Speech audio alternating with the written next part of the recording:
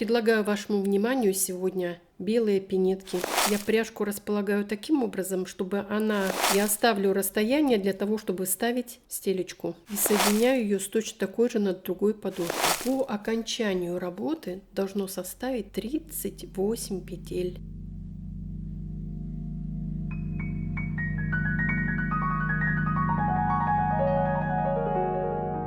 Здравствуйте, уважаемые подписчицы и гости моего канала. Предлагаю вам сегодня вот такие пинетки. Можно их назвать туфельки, можно их назвать сандалики. Предназначены они для лета, можно и для торжества, так как они белые. Сразу замерю их. 10 сантиметров длина подошвы, пяточка 4, пальчики 5. Высота задней части пинетки до платформы 4,5. Высота бортика 2. Глубина 3,5 и ширина где-то около 6. Если вам понравилась такая модель, оставайтесь вместе со мной и вяжите вместе со мной. А я начинаю. Немного о материале. Мне понадобятся нитки одного цвета. Это детская пряжа. Вот рисунок даже есть. Акрил 80%. В 50 граммах 180 метров. Также мне понадобятся ножницы. 3 крючка. 2 крючка это основные крючки. Крючок номер 2 я буду вязать подошву. Крючок номер 2,25 я буду вязать полностью все изделие, кроме подошвы. Очень маленький крючок, которым я поднимаю или очень тонкие затянутые петли, или прячу хвостики. 2 маркера, чтобы наметить центральную часть пинетки. Вот такая маленькая пряжечка. Это кукольная пряжечка. Снутри она 10 миллиметров ширина, а длина у нее 15. 2 иглы.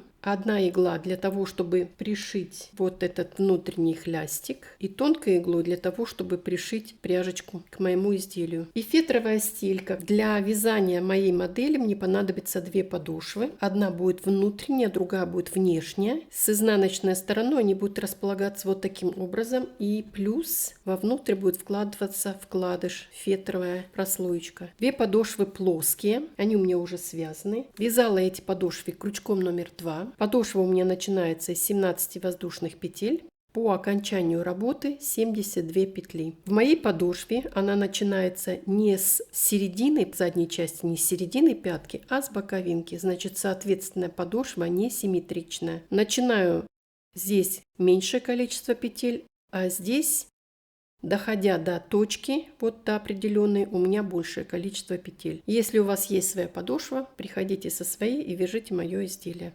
Крючком номер 2 вяжу только подошву и мини-бортик. Мини-бортик это нулевой ряд для меня, который дает возможность перехода с одной плоскости в другую. Располагаю крючок таким образом, чтобы найти условную середину. Вкалываю крючок и разворачиваю вязание на изнаночную сторону. В рядом стоящую петлю вкалываю крючок и получаю вот такой уголок. И провязываю вместе 2 петли. Закрепляю. Так как петля очень маленькая, я делаю еще одну воздушную петлю. Вторая петля, которая была вторая, станет первой.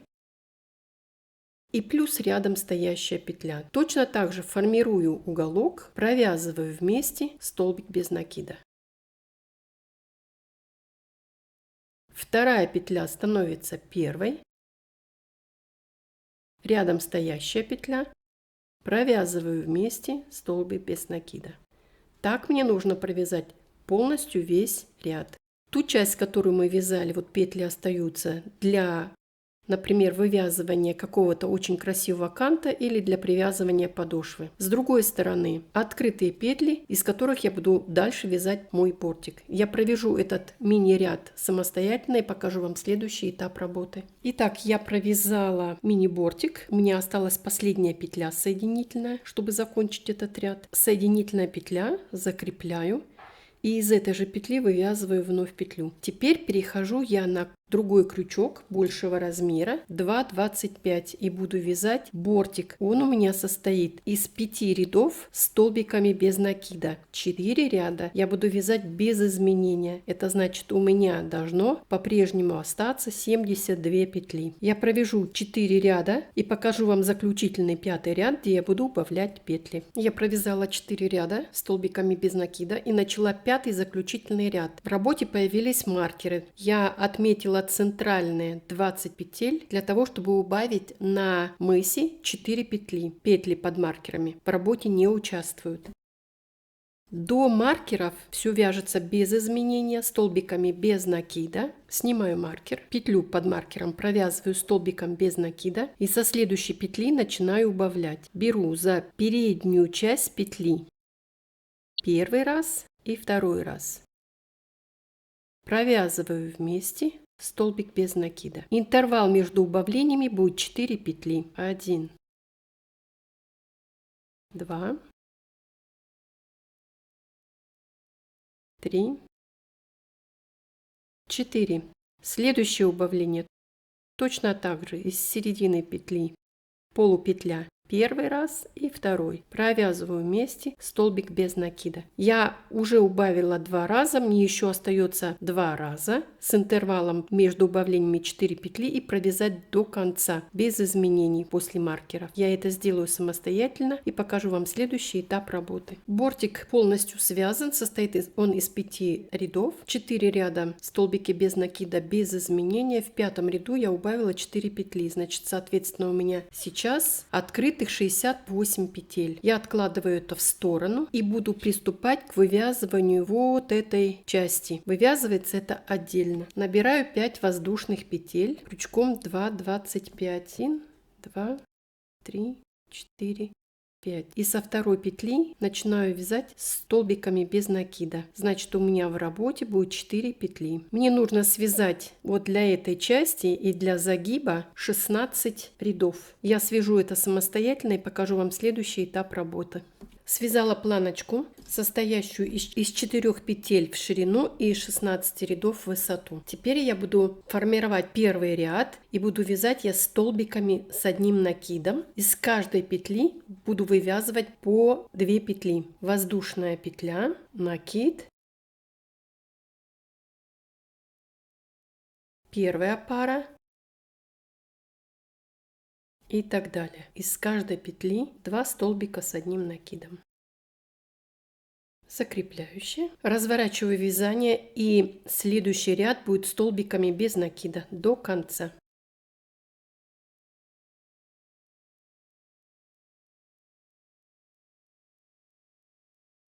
Разворачиваю вязание и теперь из каждой петли я буду вывязывать 3 столбика с одним накидом. Я провяжу это самостоятельно и покажу вам следующий этап работы. Третий ряд провязан. И теперь следующие 3 ряда, 4, 5 и 6, я буду вязать столбиками без накида. Я провяжу 3 ряда, последующие 3 ряда самостоятельно. Это получается 4, 5 и 6 ряд. И покажу вам следующий этап работы. 6 рядов связаны, и я приступаю к 7 ряду. 2 воздушные петли. Еще одна воздушная петля и вкалываю крючок в следующую петлю, столбик с одним накидом, воздушная петля, столбик с одним накидом, воздушная петля и так далее до конца ряда. Я провяжу это самостоятельно и покажу вам следующий этап работы. Провязала 7 ряд и последний 8 заключительный ряд я провяжу столбиками без накида. Перемычку в арочку, в столбик в сам петлю,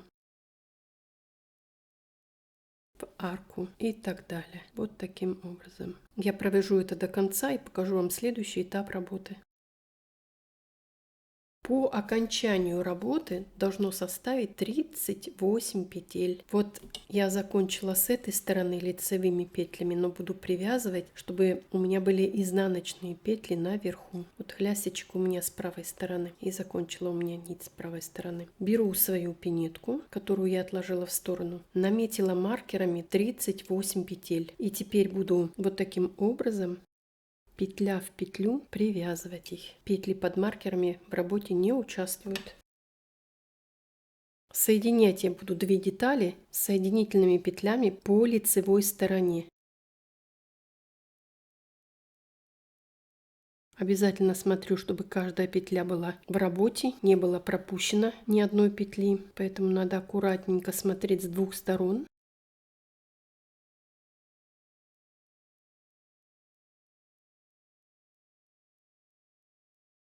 Я обвяжу до следующего маркера и покажу вам следующий этап работы. Привязала мысик к бортику. Получился вот такой кант. Он утолщенный, который состоит из двух, получается, частей: из боковинки и из мысика. Маркеры убираю, нам они больше не понадобятся. И чтобы был у меня ровный край, я обвяжу его полностью, переднюю часть. Буду это делать столбиками без накида.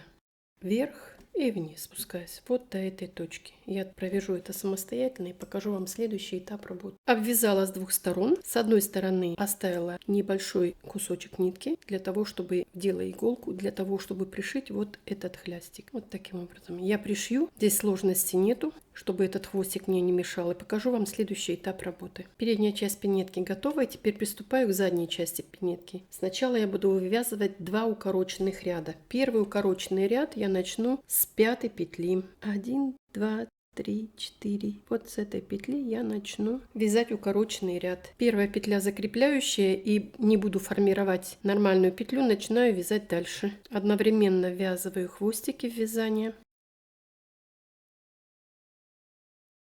Также буду ориентироваться, чтобы с этой стороны осталось последние 5 петель. Провяжу самостоятельно, покажу следующий укороченный ряд. Довязала до второй стороны, у меня осталось 5 петель, а должно остаться 4, так как я начинала с 5-й петли. Последняя петля будет соединительная. Вытягиваю нить и протягиваю через эту петлю мое изделие. Делаю узелок аккуратненько. Делаю протяжку, пропускаю 2 петли и начинаю вязать с 3-й петли. Протяжечку делаю свободненькую, вот она, видите, петелька. И вяжу второй укороченный ряд, закончу вязание, когда останется с этой стороны 2 петли. Отрежу нить и покажу вам следующий этап работы. Я это сделаю самостоятельно. 2 укороченных ряда провязаны, мне получился подъем, но очень плавный. Теперь я приступаю уже от начала и до конца вывязывать заднюю часть пинетки. Начну я это от мыса с 3-й петли. Раз, 2, 3, с 3-й петли. Закрепляю и из этой же петли вывязываю полноценную петлю. Буду я делать заднюю часть пинетки столбиками без накида. И вот я провязала уже до первого укороченного ряда. Так как была петля неполноценная, я вот из этого нижнего ряда подниму петлю, провяжу и уже начинаю подниматься наверх. Одновременно ввязываю остатки пряжи вязания.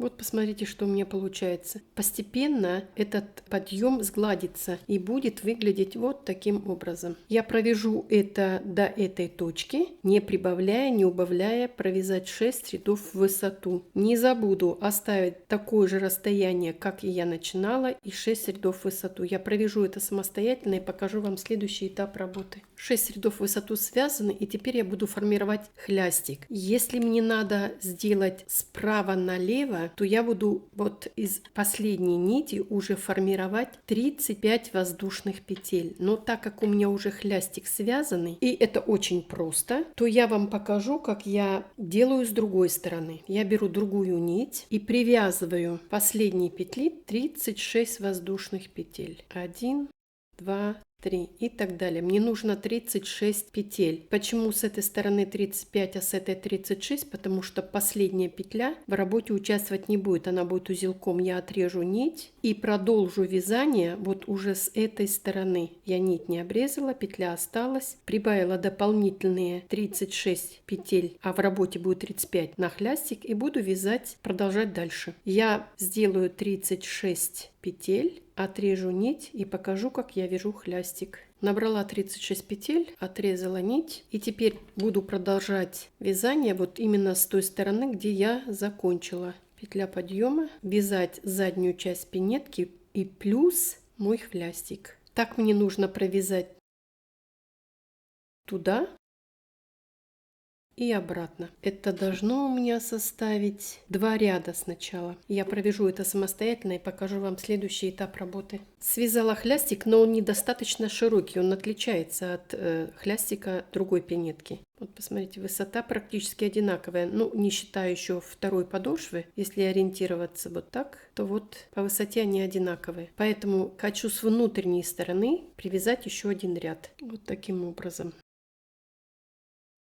Одновременно ввязываю хвостики вязания и по внутренней части формирую еще один ряд. Тогда толщина будет достаточно. Я провяжу этот ряд самостоятельно и покажу вам следующий этап работы. Хлястик я сделала шире, с внутренней стороны привязала еще один ряд столбиками без накида, подготовила вязание к укреплению канта и начинаю обвязывать свое изделие соединительными петлями по лицевой стороне. Точку, с которой вы начнете обвязывать, вы можете выбрать самостоятельно, как вам удобно, с какой стороны. В данный момент соединительная нить играет основную роль укрепления края пинетки, чтобы он в процессе носки не растягивался. Посмотрите, сразу происходит утолщение. Это за счет того, что мы накладываем на наше вязание соединительный ряд. Обвяжу все изделие до конца и покажу вам следующий этап работы. Я обвязала полностью всю пинетку, не забыла и переднюю часть, укрепила ее. Вот посмотрите, теперь мне осталось пришить пряжечку. Я пряжку располагаю таким образом, чтобы она одним концом ровненько лежала на этой стороне и параллельно вот этой.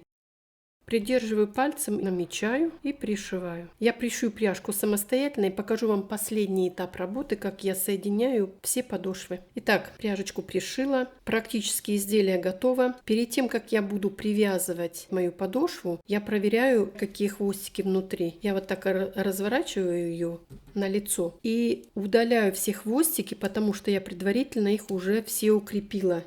Беру крючок меньшего размера, ищу центральную точку и соединяю ее с точно такой же на другой подошве. Вот так. И прижимаю пальцем две подошвы. Вязание у меня будет соединительными петлями вот именно со стороны изделия. И начинаю обвязывать свободно соединительными петлями. Я буду вязать крючком номер 2,25. Это тем крючком, которым я вязала полностью все мое изделие. Если вы вяжете плотно, то есть смысл взять крючок на полразмера больше, так как петли должны быть очень свободные, чтобы подошва могла растянуться. Но я вяжу свободненько, поэтому я буду вязать этим крючком, а вы выбираете сами. Я провяжу после закругления. Я оставлю расстояние для того, чтобы ставить фетровую стелечку. Мы повстречаемся тогда, когда подошва будет связана после закругления. Я связала подошву после закругления и оставила вот такое расстояние. Вот все хвостики, которые у меня остались, я просто аккуратненько их заправляю вовнутрь и аккуратно, не торопясь, вставляю свою подошву,